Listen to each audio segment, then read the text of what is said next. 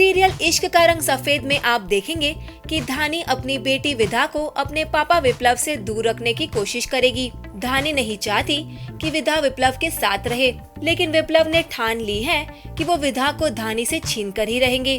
तो आइए आपको इस शो के सेट पर ले चलते हैं जहां इस सीन की शूटिंग चल रही है। साथ ही धानी से सुनते हैं इस पूरे सीन के बारे में और विधा को विप्लव से दूर रखने की असली वजह।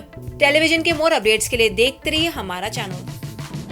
क्या करे, विप्लव धानी को आकर डांट कर चला गया फिर से, क्योंकि मैं उनको विधा को मिलने नहीं देती। तो फिर अभी जैसे सब जानते हैं कि हम लोग मिल चुके हैं, लेकिन मेरी पूरी कोशिश है कि मैं विधा को विप्लव से दूर रखूं। और विप्लव समझने की कोशिश ही नहीं करते, बिकॉज ऑब्वियसली धानी उन्हें कुछ बताती नहीं है, उनकी जो चुप्पी है उन्हें मार देती है। तो इसलिए धानी को बहुत दुख भी है इस बात का कि वो विधा को अपने पापा से मिलने से रोकती है, लेकिन एट द सेम टाइम वो बहुत ही हेड स्ट्रॉन्ग है, वो नहीं मिलने देगी विधा को। और विप्लव ने बस ठान लिया कि वो विधा को छीन लेंगे मुझसे।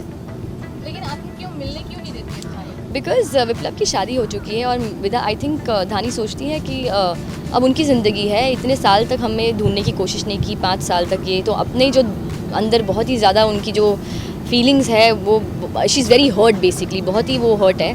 तो उनके अपने वो है कि विप्लव को बोलती है कि अब तुम्हारी शादी हो चुकी है, तुम्हारी अपनी ज़िंदगी है, हमारी अपनी ज़िंदगी है।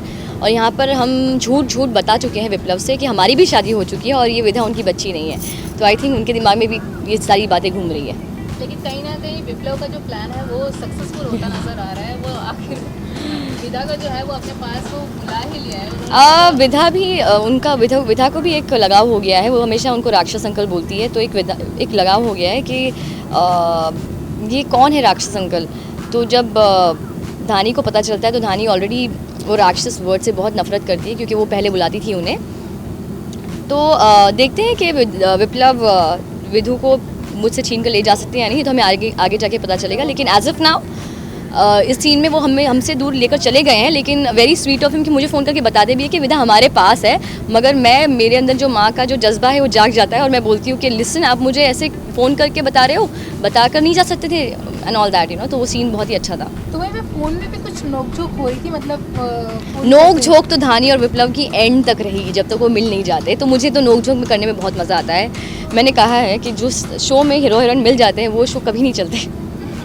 दूरियां ना शो को आगे बढ़ाती है, तो दूरियां तो रहेगी, यानी कि मिलके भी नहीं मिलने वाले। बिल्कुल तड़प रहेगी। चलो, थैंक यू।